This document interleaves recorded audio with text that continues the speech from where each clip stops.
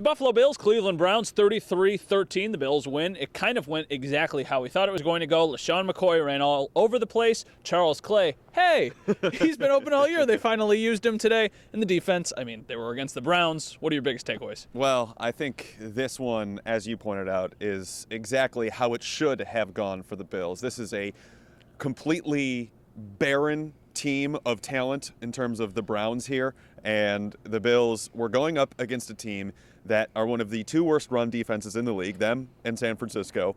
They should have and did take advantage of that with LaShawn McCoy and the guys up front with, it didn't matter if Cyrus Kouandjio was in there for Cordy Glenn at left tackle. I mean, LaShawn McCoy was basically 3 steps ahead of the Browns defense the entire game, had 169 total yards on the day. I mean, it's just another sterling performance for him. And the Bills took care of business. I mean, it would have been a story if they had lost this game. Yeah.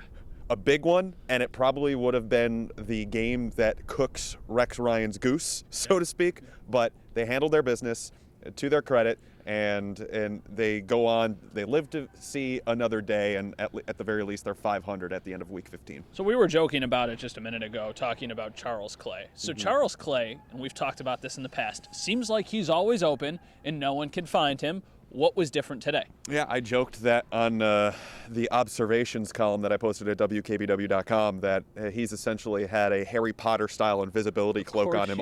You made a Harry Potter joke. I mean, it's the same thing. Yeah. I mean, Tyrod Taylor has brought him into the fold on offense a few times throughout the year, but by and large, I mean, Clay has been running open in his line of sight. It's not like, Clay's on the right side of the field, Tyrod's looking left. How's he supposed to see him? I mean, this is a guy who's over the middle of the field open, and if Taylor would have actually taken advantage of those opportunities throughout the year, we'd have seen more stat lines like this. He didn't take over the game. He had 7 catches for 72 yards and a touchdown. I mean, that's a pretty solid stat line for a tight end, and that's what you want out of a guy that you're paying that much to. So it's not for a lack of Charles Clay not being open, and it's almost a tease to Bills fans because of what could have been.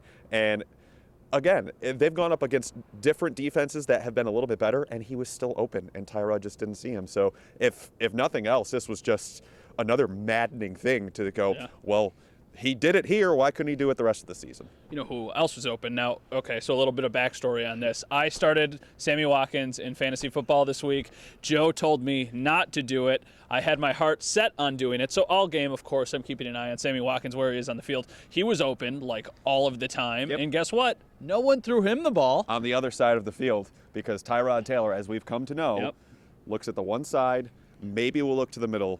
If he's looking to the left and it's on the right side, not going to happen. At least, I mean, it blew our light. It has, sure. It has happened every once in a while, but by and large, I mean, that's just not the guy that Tyrod Taylor is. So because of that, I think, it was a little bit of another tease, especially for Bills fans who thought maybe they would. But that's the thing. Like, the Browns defense is so bad that you knew going in that the Bills probably would limit what they're doing in their passing game.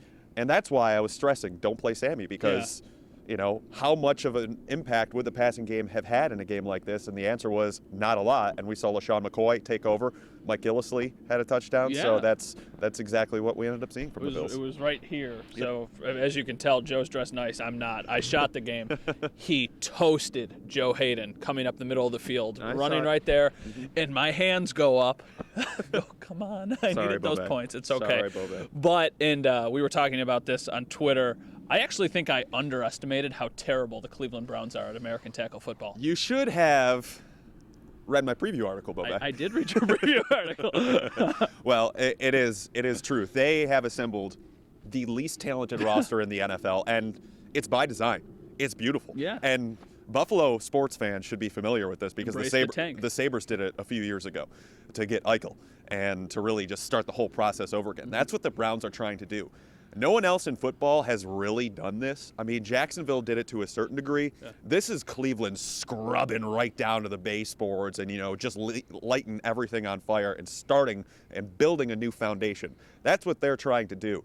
And that's why you're seeing players like, Randall Telfer, on their roster, Anthony Fabiano. I mean, right, exactly. These are guys that should not be rostered in the NFL, but they're putting them out there. They're putting them in situations where they're actually logging snaps for them because they have one goal in mind.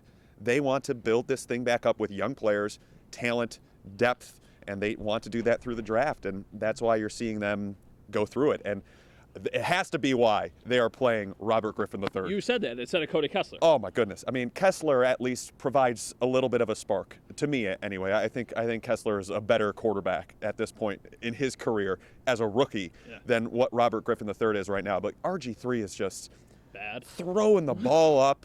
I mean, that ball to Andrew Hawkins that was thrown into double coverage. If Corey White was actually a safety, he would have picked that play off. But this is why the Browns are the Browns this year, and this is why they're 0-14. How about the one early in the game when he's sprinting to the sideline as he's getting chased, and he steps out of bounds rather than just throwing? He's out of the pocket. All he's got to do is throw it. So then he gets out of bounds and throws it once he's out of bounds. So then instead of an incomplete pass, it's like 3rd and 18 or something because he lost 8.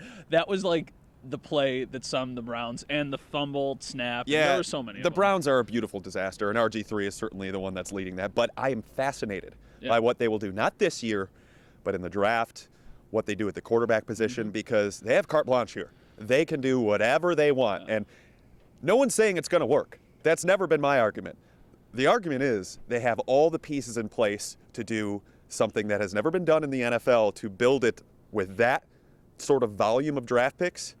I want to see how it ends up, and that's why, I am so incredibly interested to see how this thing goes. MVP LaShawn, Kyle Williams. Oh yeah, I mean it's McCoy. MVPs. It's McCoy because he has been great all year. He's been a diamond for the Bills all season long, and it's almost a shame that he is falling victim to another playoff-less season, because it's truly been a treat to watch LaShawn McCoy all year long. He's unbelievable. Yep. I mean, one of the best backs probably in the NFL, right? Oh, yeah, top 3. Awesome. Definitely. All right, well, the Bills back right here in New Era Field just less than a week from now on Christmas Eve. That means we're going to be here as well. Any final thoughts? Well, it should be interesting. I mean, because this will be the Bills' really last opportunity to beat a winning team. And I mean, yes, they have the victory over the Patriots, but the Patriots were starting Jacoby Brissett, who had a thumb injury and was put on IR like 3 days later. Yeah. So I know the Dolphins will be starting Matt Moore, but Matt Moore is nothing to sneeze at. He's a solid enough player. He threw 4 touchdowns against the Jets. So that's a very big opportunity for the Bills at home. And if they're still alive, then it's an opportunity to keep it going. But they're going to have to capitalize on it and show the true merits of this Rex Ryan-led team. Cool. Thank you, Joe. Read all the observations and don't start Sammy Watkins in fantasy. I learned that mistake. See you guys later. Happy holidays. What's up?